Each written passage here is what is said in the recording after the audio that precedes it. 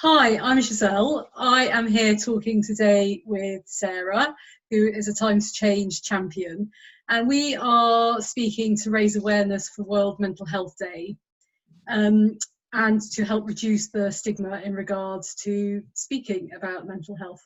So, hi, Sarah, really lovely to see you. Hello, hi, thank you for inviting me on. I'm really excited to be here. Oh, pleasure.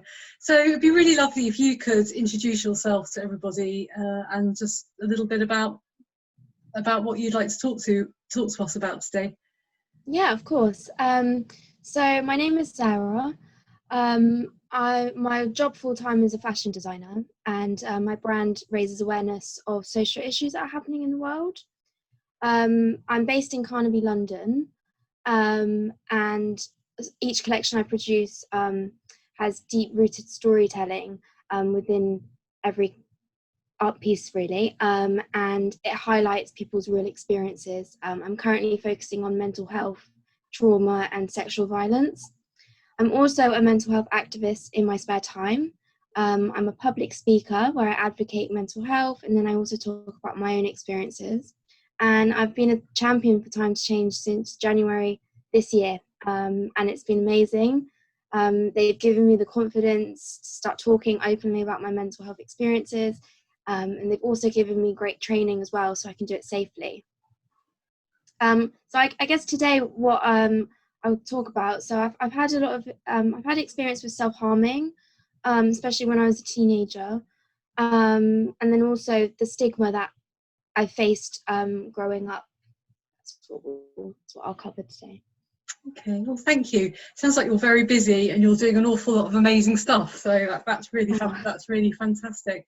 So it'd be really good if we could, first of all, just find out about your experience surrounding mental health stigma. What you've already mentioned, you had that quite sort of as a teenager.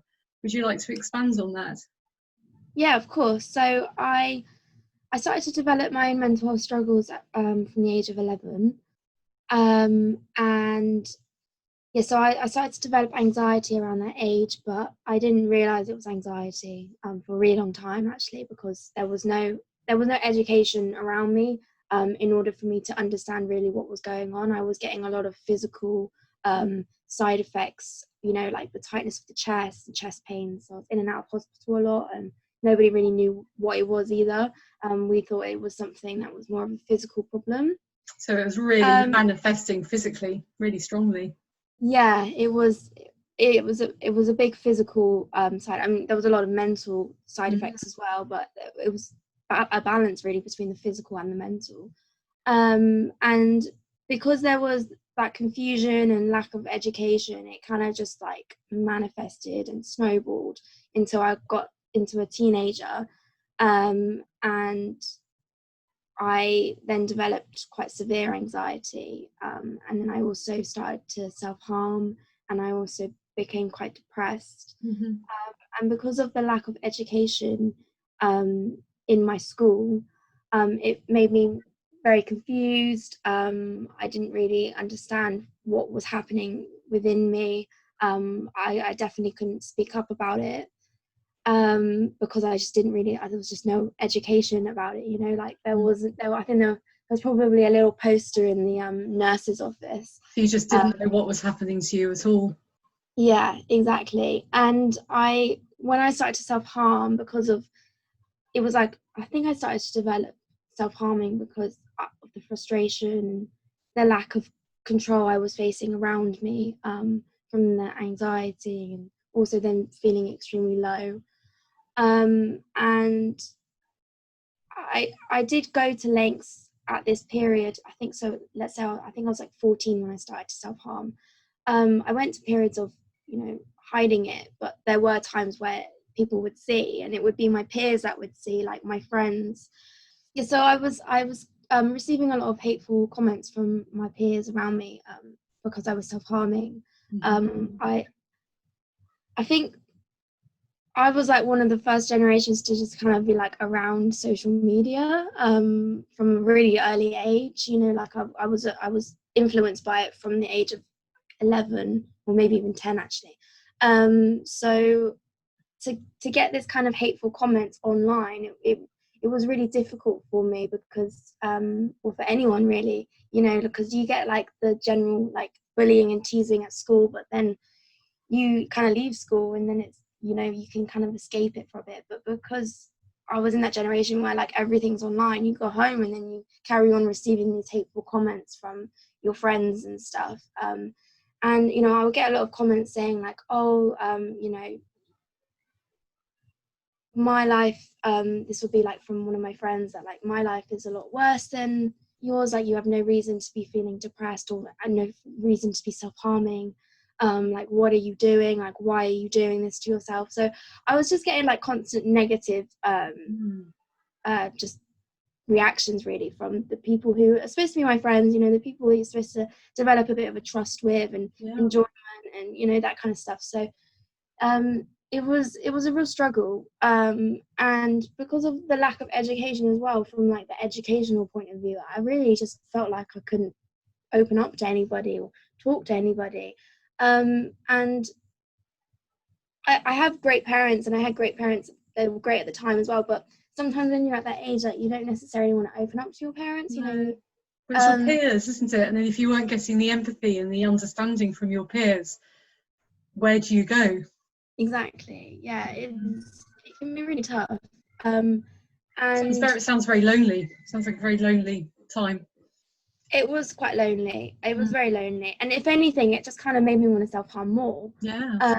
And then over the years, it just got it started to get a lot worse really. And then also my anxiety.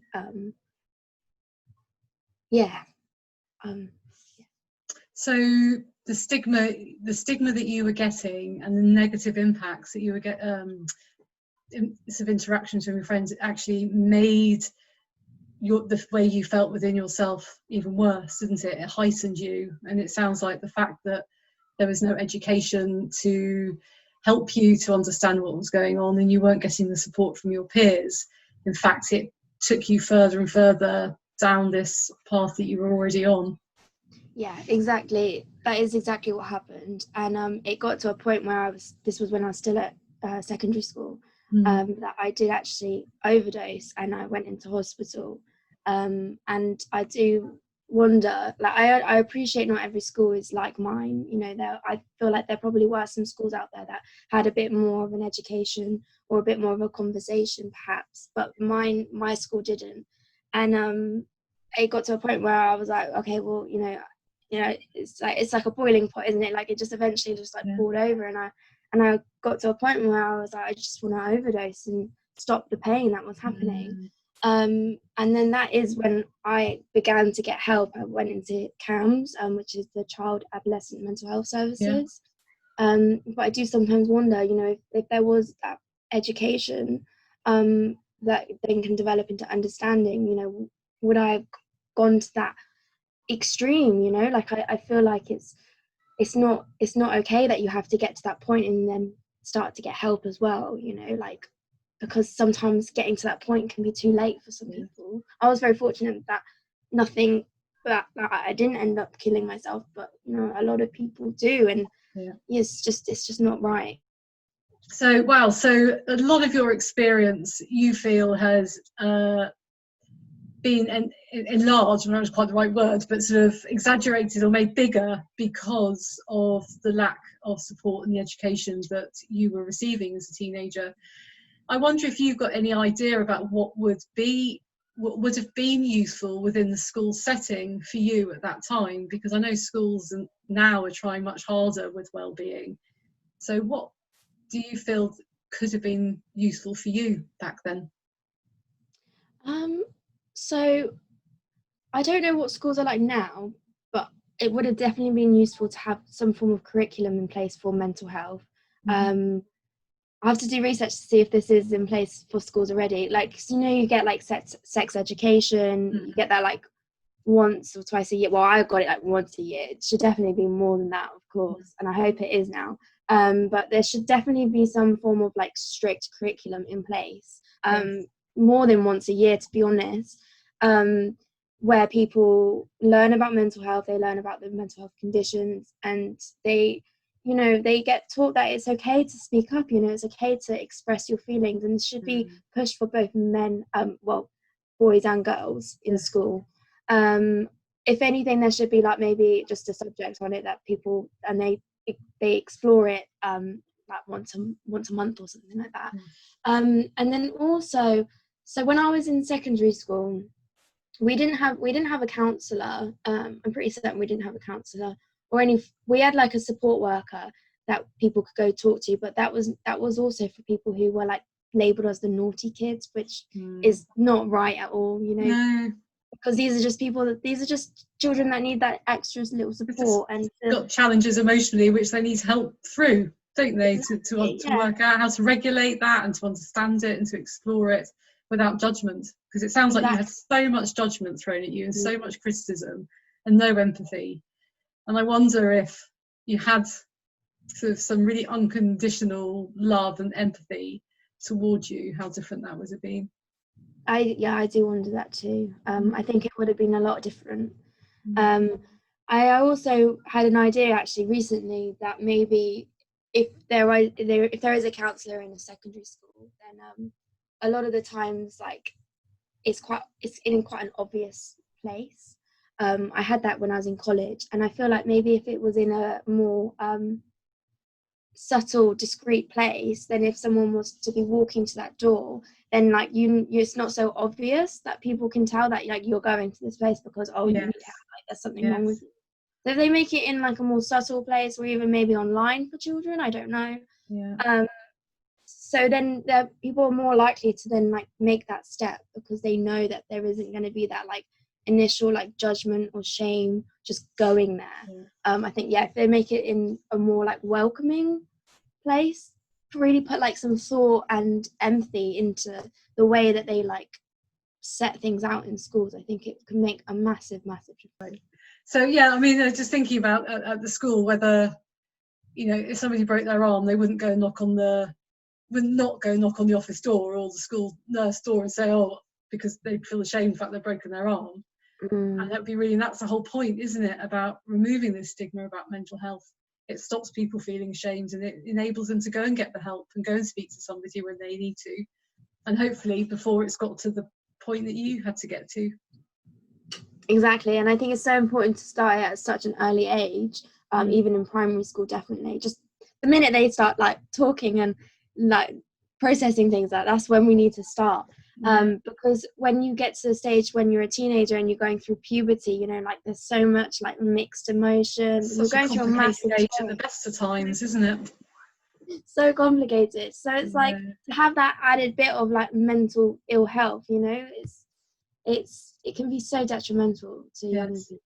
And then also the rise of social media, like the generations that are coming up, you know, they're so consumed by it. And social media is a good thing in a way, but it can be extremely negative too. But it's also exactly what you were saying in the, you know, when I was a child, maybe it sounds old, but you know, if there was bullying going on at school, at least you would get the break. You know, you wouldn't see those people, hear from those people. They wouldn't be phoning you on the landline. That makes me sound really old, but you just wouldn't be having that. But now you can't escape from it. It's 24 hours a day, and that's, if you don't have that knowledge, that's okay to speak up about it. So you've mentioned a bit about your self-harming. Is there anything else about that experience that you would like to share?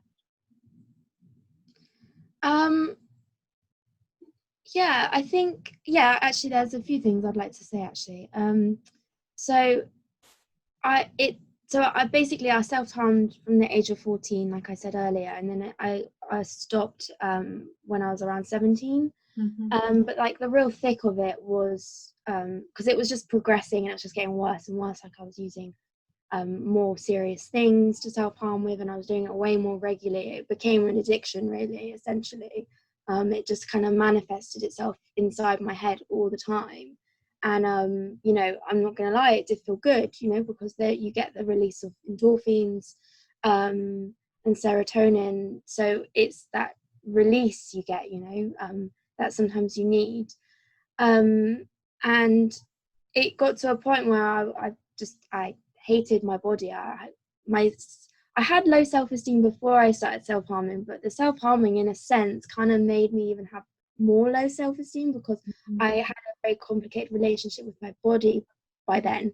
You know, I hated it because I had all these cuts and stuff, yet I just couldn't stop. It was very difficult. And I went to extreme lengths to try and hide it, which I think is something that is important for people to know, because there was this one time where I went to a festival and I was 17, and it was the weekend in July, and it was the hottest weekend of the year, and I wore a hoodie the whole time because I was like, I do not want people to see my scars, because I don't want people to judge me and you know, have all of that negative impact on me while I'm at a festival, or just in general really. But you know, I could have got a heat stroke or something like that. It could have been really serious, and I was extremely hot, but I was like, I just can't take it off because of that fear element. And I know that from other people, the lengths that people will go to hide, and I feel like maybe if there was less stigma around self-harming, you know, because if you see like some cuts and scars on someone's arm, like, you don't need to stare at it. And I feel like maybe if there was more education and awareness in it, then the stigma will reduce. But I know a lot of people, it's very common. I don't think people realize how common self-harming is. Right. It can happen to anybody at any age, from any background.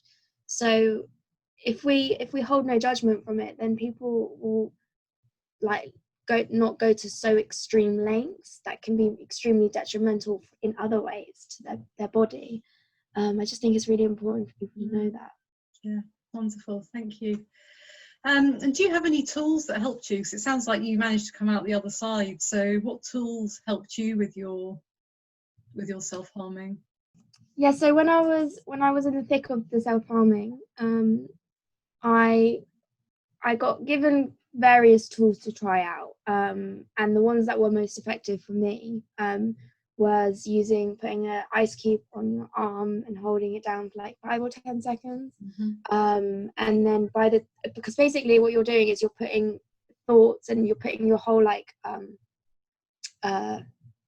what's the word, like attention. Yeah, your whole attention on this, instead of wanting to do the craving. And then another one that worked for me quite well was having an elastic band on my wrist, and I would snap it.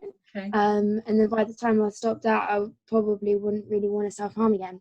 And I'm not gonna lie, like, you know, these tools weren't always effective, but sometimes they were. So it's worth trying to find a tool that works great for you. And it's good to know that they're not all going to work for you. There's going to be some that just don't fit, and that's okay. But it's really just about like experimenting and trying to find out which ones work best for you. And the big game changer for me was finding creativity. So I stopped self-harming when I was 17, and I became extremely like inspired and influenced into creativity from when I started college, really. And I loved it. Like, I loved the therapeutic side of things, how I was creating things with my hands, and then I was thinking something up in my head, and then I was working with it in my hands, and then I would see it visually, and like there's no other better feeling, really. And I was starting to develop like the same kind of feelings, or like the release mechanisms that I would get from self-harming. So if anything, I kind of I turned one addiction into another addiction, and the creativity is a healthy addiction, or it's a healthy coping mechanism. You're tunneling your energy into something that's productive. You've got a purpose to, aren't you? Yeah, it's very productive. And it's a great form of distraction. You know, I'm not going to lie, like, I'm 24 now, and there are still times where I've had thoughts to self-harm. Like, it's not something that's just gone away, like it's still in the back of my mind. And I've endured 2 traumas as well since the age of 17, and I'm very proud of myself that I've only self-harmed once through that. Thank you. And even though I did self-harm once, like, that's okay. Like, I'm not. Yeah, it's amazing. That's what you. Yeah. And the creativity was just kind of what helped me so much through all of that, because it was just such a healthy distraction. And like you were saying, it's very productive, and then it's developed into my career as well. So there are lots of healthy coping mechanisms out there for self-harming. Yeah, amazing. Great. I mean, creativity is, you can just really throw yourself into it, can't you? And there's so many different forms of creativity. It's about finding the thing that works for you, isn't it? Oh, of course. Yeah, you don't have to be like, and also like, you don't have to be like the next Picasso. Like, you just do something just because you want to do it. Like, yeah. And like you said, there are so many types of creativity. Like, cooking is creative, painting is creative, sewing is, you know, building something is creative. Like building maybe like a car, or I don't know, like a bit more engineering kind of thing. Like, there's just so many forms. Yes. It's so exciting. Yeah, lovely. And I think what would be really good to hear as well is, because we've spoken a lot about what wrong support you got, and I think that's really, really helpful. But also, what support did you receive that you found really helpful and right for you? Because I think for people who are either experiencing sort of in the midst of a huge mental health challenge, or if there are people who know people who are close to them who are experiencing big challenges and they don't really know what to do. So what helped you? Yeah, so when I went into the CAM service at the age of 14 after I overdosed, I got given a counsellor, and she was essentially the first person I opened up to ever about any of my experiences and struggles. And it felt extremely positive to do so. Like, I felt like a big weight had been lifted off of me. And it was very hard to start opening up to her, because, you know, you don't just start opening up straight away. You've got to build that kind of initial trust. And I think because she's trained in it and it's her job to listen, and I knew we were in a safe space, that was the best stepping stone for me to start like getting help and seeking help, and knowing that help was even available and it's okay to ask for help. So she just changed everything for me at that age, and it was so great to know that someone was there to listen and hold no judgment. And then I also got another counsellor a few years on when I was in college, and this was when I experienced my first trauma. So when I was developing PTSD, post-traumatic stress disorder, and he literally saved my life. Like, I don't know where I would be if I hadn't gone to him for the help that I needed at the time. Like, I was in such a dark place. So basically I've sought a lot of help through counselling and therapy, and I know it can be tricky to make that initial first step to seek it, or even to admit to yourself that you need help, but there's a lot of help out there, and you don't necessarily have to go to someone you know. Like, a counsellor and therapist is someone that you don't know, and that might work for you. It worked for me to open up to somebody who didn't already know me. So I did have some great experiences with counselling and therapy, but I appreciate that not maybe everybody wants to go down that route, and that's completely fine. You know, everyone will go in the route that they feel is best for them. And I think from my experience, because I went more into counselling and therapy, it took me longer to open up to a friend or a family. But once I did do that, that was extremely beneficial as well. So I think the message is if you can just find like one person where you can open up and make that initial step, is so beneficial. Whether it's a professional or a friend or a family member, it's just that one initial step. It can just open so much for you, and it can take away so much weight off of you. It's just so important to do that. It's important to not hold it all in for so long, because we as humans can only hold in so much at the end of the day. And it can get better, can't it? If you reach out for the support and the help, it can. It really is the first step, and then you take one step, and then it's another step, and then another step, isn't it? Yeah. And then, it's baby steps. Baby steps. And look at you now, amazing. Oh, thank you. Thank you so much for your really insightful conversation, and it's amazing that you're doing so many wonderful things with the knowledge that you have, and you're really making a difference to so many. So that's great. Oh, thank you so much. Thank you so much for inviting me on. I've really enjoyed my time here. Yeah. Take care of yourself. Take care. Bye. Bye.